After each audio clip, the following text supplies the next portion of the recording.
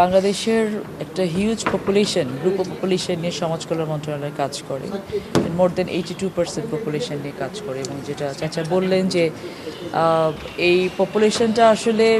টোটালটাই হচ্ছে পিছিয়ে পড়া জনগোষ্ঠী কানেক্টেড। আমরা এখন যেটা ফিল করছি যে আমাদের প্রতিষ্ঠান আছে অসংখ্য, এই প্রতিষ্ঠানগুলোর একটু সমন্বয়ের অভাব আছে, কোঅর্ডিনেশনগুলোকে কীভাবে স্ট্রেংথেন করা যায়, আমরা কোয়ান্টিটিটা কমিয়ে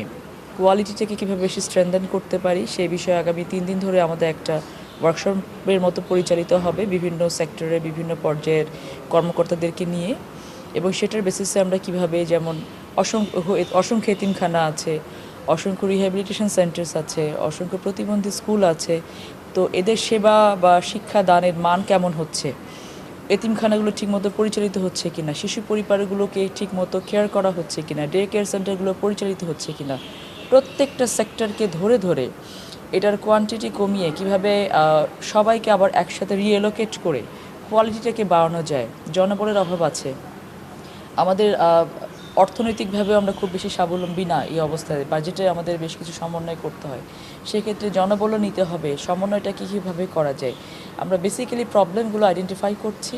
করে আমরা কিভাবে এই মন্ত্রণালয়টাকে আরও বেশি, জনগণ যেটা সম্পৃক্ততা আছেই, বাট এই সম্পৃক্ততাটা আসলে মানুষকে কিভাবে স্কিলড লেবার তৈরি করে বাংলাদেশের মেইন স্ট্রিমে মেইন ইকোনমিতে এদেরকে কারেক্ট করা যায়, সেই পর্যায়টা মেইনলি আমরা কাজ করার চেষ্টা করছি। তো এখানে বসে আমাদের কর্মকর্তাদের সাথে কথা বলে যেটা মনে হচ্ছে তারা প্রত্যেকেই সেটাই চাচ্ছে, যেটা আমরাও চাচ্ছি, বর্তমান সরকারকে সহযোগিতা করতে চাচ্ছি।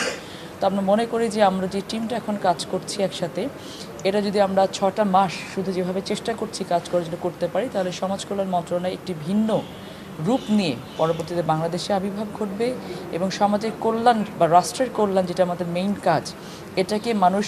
ভিজিবল দেখতে পাবে। এখন ভিজিবল হয় না, অনেক কাজ করে, অনেক গ্র্যান্টস দেওয়া হয়, অনেক লোন দেওয়া হয়, মানুষের জন্য কাজ করে, কিন্তু ভিজিবল হয় না জিনিসটা। সো